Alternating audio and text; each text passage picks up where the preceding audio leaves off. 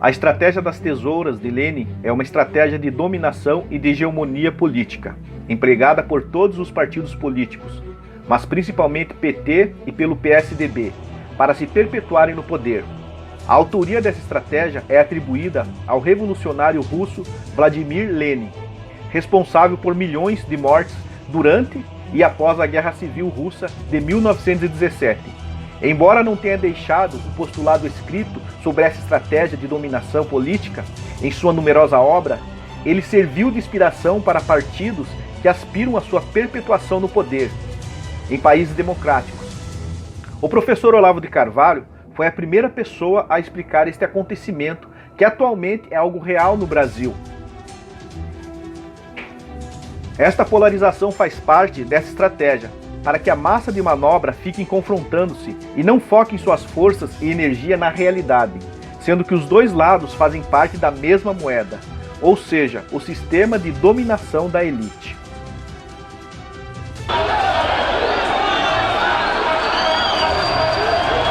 As presidenciais do próximo ano.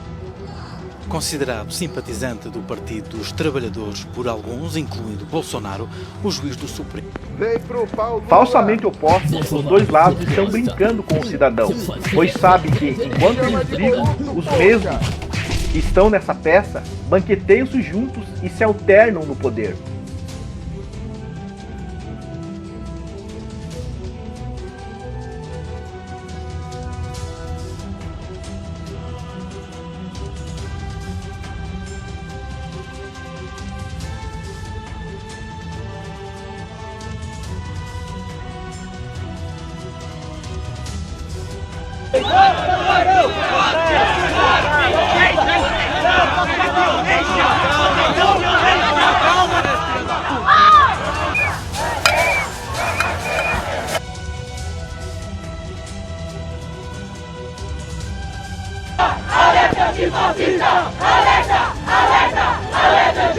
Para esses dominadores, nunca deve ficar claro ou ser revelado que a população, a massa de manobra, na verdade, não está elegendo ninguém, apenas iludindo-se nesse jogo de cartas marcadas, elegendo governantes que já foram escolhidos previamente pela elite dominadora.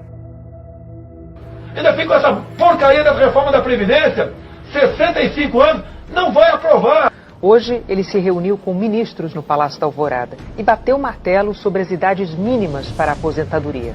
E após uma negociação com o presidente, o resultado é 65 para homens. Vai votar a favor de um projeto desse? O que um deputado federal tem? 33 mil por mês de salário, ok? 90 mil para contratar funcionários. Eu contrato, meu pessoal é competente. Funciona, me assessora, ok?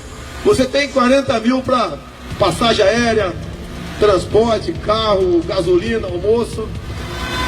Parou, é isso aí, é isso daí, ok? Se é muito, não sei. Para mim é o suficiente e não abro mão do que estou recebendo. É um orgulho, é uma satisfação que eu tenho dizer a essa imprensa maravilhosa nossa que eu não quero acabar com a Lava Jato. Eu acabei com a Lava Jato. Em busca de apoio no Congresso Nacional, o governo Bolsonaro abriu hoje a porteira de nomeações ao Centrão. Araújo é uma indicação do Centrão, grupo da Câmara que reúne parlamentares de legendas de centro e centro-direita.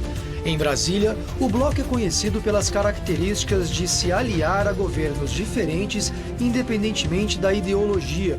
Durante a campanha eleitoral, Bolsonaro foi forte crítico do grupo, que hoje chama para o governo.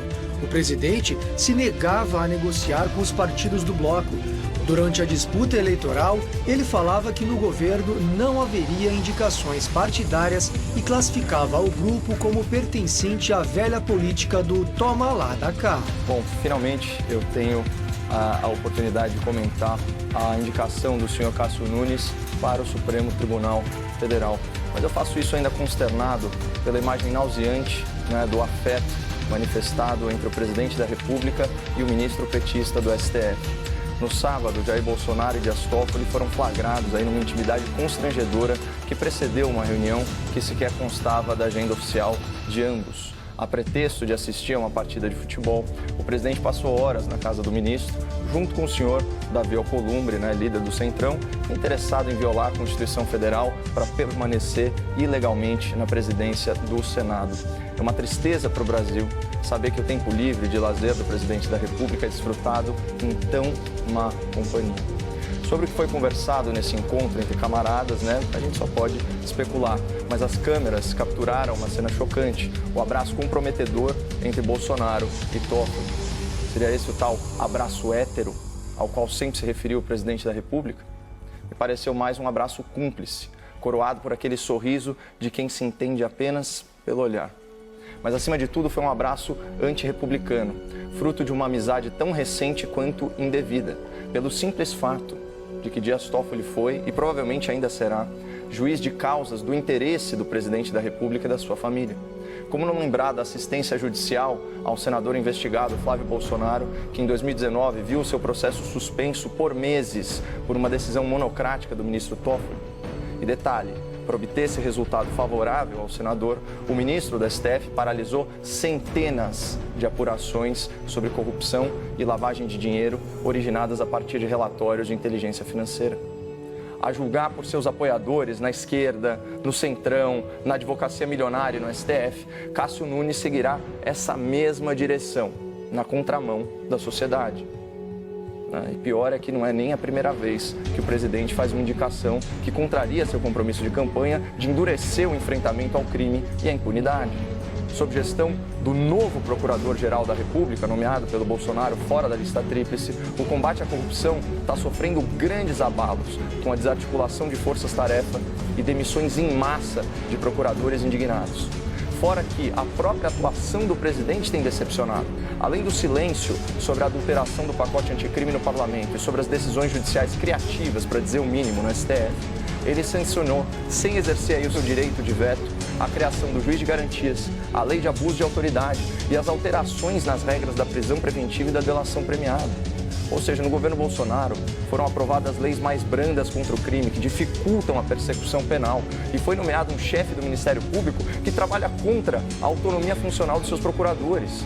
Esses são fatos já consumados, mas o que está por vir é infinitamente mais grave.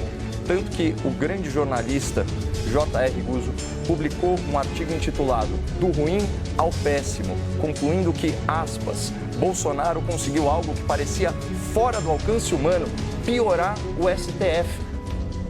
É uma análise pertinente a do jornalista, porque apesar de todos os seus defeitos, o ministro decano da Corte, Dr. Celso de Mello, possui uma grande qualidade: ele está prestes a se aposentar.